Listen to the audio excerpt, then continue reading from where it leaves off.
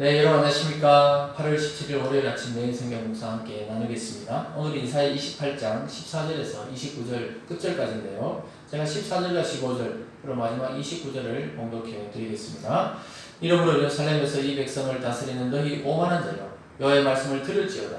너희가 말하기를 우리는 사망과 언약하였고 수월과 맹령하였으니 넘치는 재앙이 밀려올지라도 우리에게 미치지 못하리니 우리는 거짓을 우리의 피난처로 삼고 그 위아래 우리를 숨겼음이라 하는도다. 29절입니다. 이도 만군의 여호와께로부터 난 것이라. 그의 경영은 기묘하며 지혜는 광대하니라. 오늘 말씀을 중심으로 인간의 어리석음과 하나님의 지혜로움, 인간의 어리석음과 하나님의 지혜로움이라는 제목으로 하나님의 말씀을 증거하겠습니다. 오늘 결론적으로 말하면요, 하나님의 심판의 때에 강대국을 의지했던 유다와 시온과 예루살렘에 대해서 책망하는 모습입니다. 하나님을 의지하지 않고 눈에 보이는 강대국을 의지했다가 그들이 자기를 지켜줄 줄 알았는데 그들이 오히려 자기들을 짓밟는다는 그런 예언을 듣게 됩니다. 여러분, 저와 우리들도 마찬가지죠. 우리 이 세상을 살아갈 때 때로는 보이는 사랑과 권력과 부와 또는 명예를 의지하려고 할 때가 많습니다. 그것이 우리를 구원해 줄 것처럼 여겨질 때가 많습니다. 그런데 오늘 말씀을 통해 봤을 때 오늘 공의를 행하시고 이 세상을 지혜와 기묘한 방식으로 경영하시는 하나님께 우리가 피할 때 살 길이 있다고 이사야 선지자는 말씀하고 있습니다. 여러분, 정말 우리나라나 전 세계적으로 위기에 때입니다. 여러분, 이것을 그냥 가볍게 생각하고 뭐 될 대로 되라 이렇게 포기해서도 안 될 문제고, 또 가볍게 생각하면서 뭐 어떻게 되겠지 이렇게 생각해서 될 문제가 아닙니다.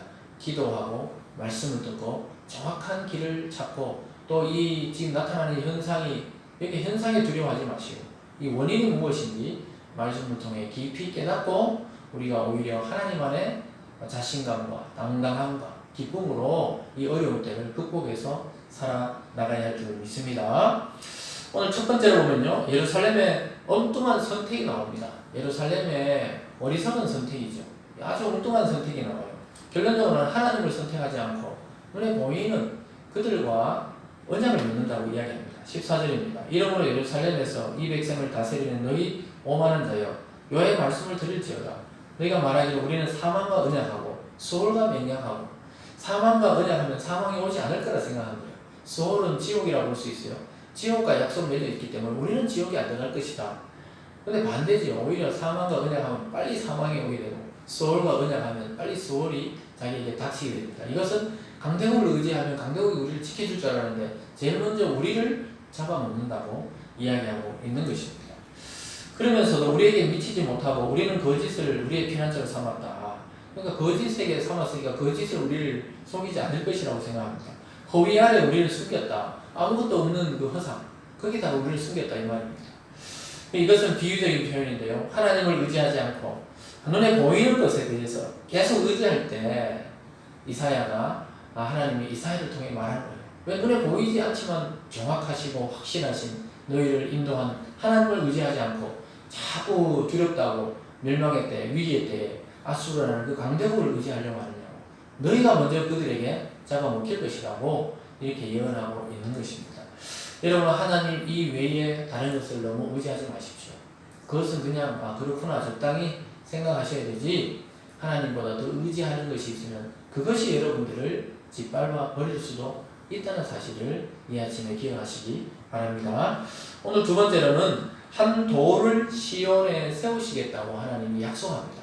돌을 세우겠다고 말해요. 놀랍게도 이 돌은 우리를 지켜주고 또 생명을 주고 우리를 보호해준다고 이야기하고 있습니다.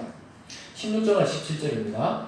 그러므로 주 여호와께서 이같이 이르시되 보라, 내가 한 돌을 시온에 두어 기초로 삼았노니 곧 시험한 돌이요 귀하고 경무한 기초돌이라. 그것을 믿는 이는 다급하게 되지 아니하리로다. 나는 정의로 청정하고 공의로 저울추로 삼으니 우박이 거짓의 피난처를 소탕하며 물이 그 숨는 곳에 넘칠 것인즉. 이 어떤 돌이길래 그것에 피하고 믿는 자는 다급하게 되지 않는다, 당황하지 않고 멸망의 때에 살아난다는 이 말입니다. 무슨 돌이길래? 이 기초돌은 뭡니까? 구약으로 봤을 때는 지금 말씀하시는 하나님이십니다. 하나님이 인생의 기초가 되고 나라의 기초가 되고 도시의 기초가 될 때 그 개인과 도시와 나라는 망하지 않게 됩니다. 그러나 자기가 의지하던 돈이나 명예나 권력을 의지했던 자는 그것이 사라질 때 그것 때문에 자기가 멸망하게 된다고 이야기하고 있는 것입니다. 신약으로 넘어오면 이것은 반석이신 예수 그리스도를 상징합니다. 예수님은 우리의 반석이 되시고 우리의 주춧돌이 되시고 우리의 모퉁이 돌이 되어서 교회가 그 위에 세워지게 하십니다. 교회는 건물이 아닙니다. 교회는 그리스도 위에 지어지는 아름다운 집입니다. 오늘 시온에 임하시는 이 하나님의 모습은 결국 이 땅의 기초가 되시고 반석이 되시는 진리 되신 그리스도의 강림을 상징하는 것입니다. 그래서 그리스도께 피하는 자는 어려울 때 다급하게 멸망하지 않고 또 다급해지지 않고 하나님께 가서 평안을 누릴 것입니다. 그러나 하나님을 의지하지 않는 자는 정의의 청량줄과 공의의 좋을 줄로 그들을 멸망시키고 심판하실 것입니다. 여러분, 이 세상의 정치인들이 공정을 이야기하고 정의로운 나라를 이야기하지만 아닙니다. 자기들 의식 속에서 그런 것이죠. 자기 정파에 따라서 또 자기 이념과 사상에 따라서 공의를 이야기하고 정의를 이야기하는 것이지, 반대편에서 보면 그 완전히 또 불이한 일입니다. 그렇기 때문에 이 세상 이 사상과 이념으로는 공평과 정의가 없습니다. 오직 우리를 창조하신 하나님이 저울 추에 우리를 달아보고 나라를 달아보고 지도자를 달아볼 때 하나님이 그것을 판결하실 것입니다. 그래서 우리는 그리스도께 피하면 됩니다. 심판하시는 하나님의 공정한 저울 추에 우리가 살아남으려면 공정하시고 이미 심판에 통과하신 그리스도 안에 있으면 평화를 누리는 것입니다. 그런데 이스라엘 백성은 그렇지 못하고 최악을 선택하고 맙니다. 18절입니다. 너희가 사망과 더불어 세운 언약이 패하며 수월과 더불어 맺은 맹약이 서지 못하며 넘치는 재앙이 밀려올 때 너희가 그것에게 발평을 당한다. 자기들이 어찌했던 아수르가 오히려 자기들을 먼저 짓밟는다고 이야기하고 있습니다. 여러분이 의지하는 그것 때문에 여러분이 망할 수 있다는 것을 꼭 기억하시기 바랍니다. 이것은 오늘 선지자를 통해 이스라엘에게 말하고 오늘 설교자를 통해 저와 여러분에게 지금 말씀하고 있는 것입니다. 저나 여러분이 혹시 하나님 외에 하나님 말씀보다 더 의지하는 것이 있습니까? 생각나는 것이 있거든 지금 내려놓으세요. 지금 포기하십시오. 지금 버리시기 바랍니다. 그러면 하나님이 여러분을 지키시고 보호하시고 영광스럽게 하시고 축복의 삶으로 이끌어 주실 줄 믿습니다. 오늘 마지막에는요, 하나님의 경영과 지혜로 우리를 빚으신다 이렇게 말합니다. 도자기 공예가가 도자기를 빚듯이 하나님 우리 인생을 빚으시고 우리 공동체와 가정을 빚으시고 우리나라를 빚으십니다.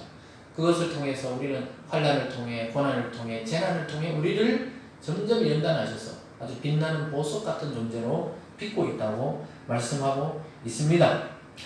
그렇게 하면서 그것은 바로 하나님의 지혜와 하나님의 경영이 우리를 그렇게 한다고 이야기하고 있습니다.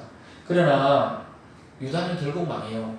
여러분, 그리스도 안에 있지 않던 그 유다는 결국 망하게 됩니다. 22절에 보면요, 그러므로 너희는 오만한 자가 되지 말라. 너희 결박이 단단해질까 하노라. 대저 온 땅을 멸망시키기로 작정하신 것을 내가 만군의 주 여호와께로부터 들었다. 이사야가 말하고 있어요. 오만하지 말라. 단단해지지 말라. 그런데 유다는 단단해졌고 오만해졌습니다. 결국은 아수르에 침공당하고 나중에 바벨론에 철저하게 돌 위에 돌 하나도 남지 않을 정도로 멸망을 당했습니다. 이사야의 예언이 그대로 이루어졌습니다. 사람들이 막 과학적으로 정치적으로 또 경제적으로 계산하는데 그것하고 상관이 없어요. 하나님의 때가 되면 하나님의 심판이 우리도 모르는 사이에 임하게 됩니다. 그럴 때 우리는 어떻게 해야 됩니까? 하나님의 경영과 지혜에 우리의 인생을 맡기면 하나님이 우리를 빚어주십니다. 저와 여러분의 인생을 아름답고 멋있게 만들어 주실 것입니다. 오늘 마지막 29절이 이렇게 말합니다. 이도 만군의 여호와께로부터 난 것이라. 그의 경영은 기묘하며, 그의 경영은 기묘하다는 거예요. 하나님이 우리 인생을 경영하시는 아주 기묘한 방법으로 사람이 생각지 못한 방식으로 우리를 살게 하시고 구원하시고 영광을 누리게 하겠다고 약속하고 있습니다. 그리고 지혜는 광대하시다. 여러분, 우리가 지혜로워 봐야, 공부를 해봐야 얼마나 있습니까? 책을 읽어봐야 우리가 얼마나 많이 읽었겠습니까? 결국 하나님의 지혜, 하나님의 그 지식에 미치지 못하는 것입니다. 그러나 그런 하나님을 나의 하나님으로, 나의 반석으로 삼는 자는 그 하나님의 지혜와 능력으로 우리의 삶을 이끌어 가시고 빚어 가시기 때문에 시시하게 살지 않습니다. 결국 위대한 삶으로 나아가게 하실 줄 믿습니다. 사랑하는 여러분, 하나님의 경영과 하나님의 지혜에 저와 여러분의 인생을 과감하게 맡길 수 있기를 바랍니다. 그럴 때 우리는 인간의 어리석음이 아니라 하나님의 지혜로움 안에 살아가는 인생이 되고 빚어지는 삶이 될 것입니다. 사랑하는 여러분, 이 무더위가 계속 지속되고 있습니다. 대구는 37도까지 지금 올라가면서 매일 이 뜨거움 또 열대야 이런 것이 이어지고 있는데요. 여러분, 이런 상황 속에서도 우리는 정신을 차려야 되겠습니다. 불평불만할 때가 아니고 하나님이 나를 빚고 있고 결국 영화롭게 하시고 영광스럽게 하시고 우리를 위대한 인생으로 살게 하실 것이라는 믿음을 잃지 마시고 그 소망을 잃지 마시고 지혜와 경영이 뛰어나신 하나님께 우리의 삶과 우리의 가정과 우리의 공동체와 우리 개인의 인생을 맡기는 오늘이 되기를 주님의 이름으로 축원드립니다. 기도하겠습니다. 사랑의 하나님 아버지 감사합니다. 인간이 아무리 똑똑하고 지혜로워 봐야 하나님의 어리석음에도 미치지 못합니다. 하나님, 그러나 유다는 결국 자기들의 오만함 때문에 강한 나라 아수르를 의지하다가 오히려 아수르에게 망하고 또 바벨론을 의지하다가 바벨론에게 망하고 말았습니다. 하나님, 우리는 하나님 외에 예수 그리스도 외에 다른 것을 우리의 1순위로 삼지 않게 도와주시옵소서. 우리에게 지혜를 주셔서 하나님과 하나님의 말씀만 의지하도록 우리를 붙들어 주시옵소서.